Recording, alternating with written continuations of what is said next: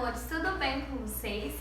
A nossa aula de hoje é de arte com o 8º ano e hoje nós vamos continuar revisando os nossos conteúdos de arte e hoje é um tema bem legal que nós vamos revisar o capítulo 5, que é no mundo da lua, e nós vamos revisar o tema que são as cores. Hoje nós vamos estudar um pouquinho sobre as cores. Bom, para começar, nós precisamos entender que existem 3 cores que elas são primárias, né? Ou algumas pessoas as chamam de cores puras. Por quê? Porque essas cores, né, elas são formação de pigmentos naturais e que se você misturar qualquer outra cor, não vai dar ela. Ela é pura, né? Ela é primária, que são o azul, o amarelo e o vermelho. Essas 3 cores, elas são primárias e é a partir delas que surgem as outras cores, certo? A partir dela é possível a gente criar qualquer cor possível. E então, depois das cores primárias, nós temos as cores secundárias. O que são as cores secundárias? É a junção de 2 cores primárias. Por exemplo, o azul e o amarelo dá a cor verde. O vermelho e o amarelo dá a cor laranja. E assim por diante, vamos tendo outras cores. Com a junção dessas 2 cores primárias, nós temos as cores secundárias. Posterior a isso, nós temos as cores complementares. O que são cores complementares? É agora que nós precisamos olhar para o círculo cromático. Olhem aqui na página 4 do livro de vocês. Esse daqui é um círculo cromático incompleto. Por quê? Está faltando algumas cores. Eu deixei lá na plataforma alguns exemplos de um círculo cromático bem completinho para a gente ver as formações das cores, certo? Então, as cores complementares são as cores opostas às cores primárias. Vamos olhar aqui no círculo cromático? Bom, nós temos aqui o amarelo, o vermelho e o azul. Qual cor está oposta ao amarelo? Não é o roxo? Então, a cor complementar do amarelo é o roxo. Logo em seguida, nós temos aí a cor azul. Qual a cor que está oposta à cor azul? É a cor laranja. Então, essas cores são complementares, elas se complementam. Bom, e é importante a gente perceber que esse estudo, né, das cores é importante para quê? Para tudo. Por quê? Tudo que nós vamos fazer hoje que mexe com cor, que vai dar origem a alguma cor, a gente precisa saber de colorimetria, que é o estudo das cores. Por exemplo, quando algum estilista vai fazer uma roupa, ele precisa estudar quais cores vão ser complementares, quais cores vão ornar, né? Quais cores ali ele trabalhando com o tecido vai dar um ar bonito para a peça.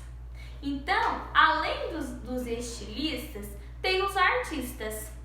Às vezes o artista não tem a cor roxa e ele precisa usar o roxo no quadro dele. Então ele tem que lembrar qual cor que ele misturar uma com a outra vai dar a cor roxa, que é o vermelho e o azul. Então a colorimetria está no nosso dia a dia. E existem outras cores que ela está fora do círculo cromático. Quais são elas? O branco e o preto. Por quê? O branco é a junção de todas as cores primárias. Quando nós misturamos o azul, o vermelho e o amarelo, a gente obtém o branco. E o preto é a ausência de cor. Então, quando a gente fecha os olhos e a gente enxerga tudo escuro, a gente não vê cor nenhuma. Já quando a gente acende a luz e vê todas as cores, então o branco ele é a junção de todas as cores. Vocês compreenderam?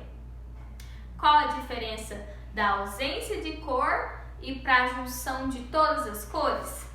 Por isso que o branco e o preto não estão no círculo cromático. E aí no círculo cromático que eu deixei lá na plataforma, nós temos as variações de cores.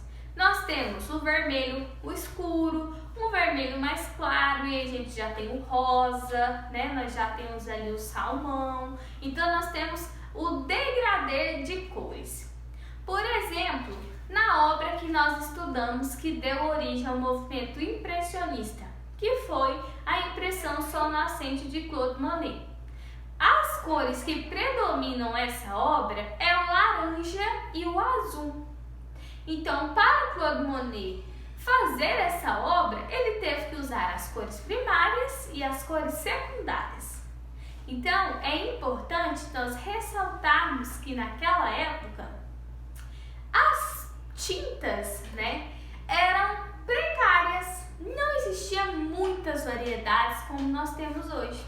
Então, os artistas utilizavam do círculo cromático para poder criarem as suas cores e criarem as suas obras.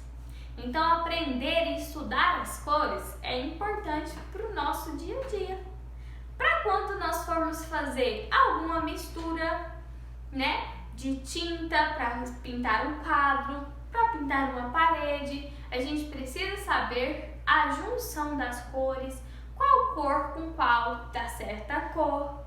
Isso é muito importante, né, para nós sabermos, né, o resultado que nós queremos.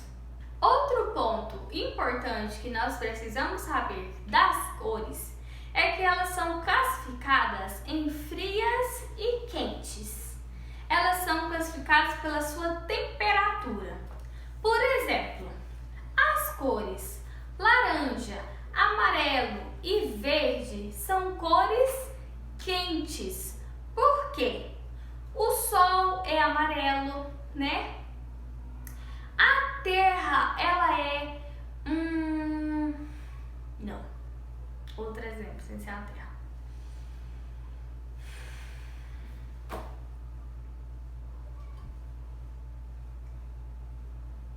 Outro ponto importante que nós precisamos saber sobre as cores são que elas são classificadas pelas suas temperaturas, como as cores quentes e cores frias.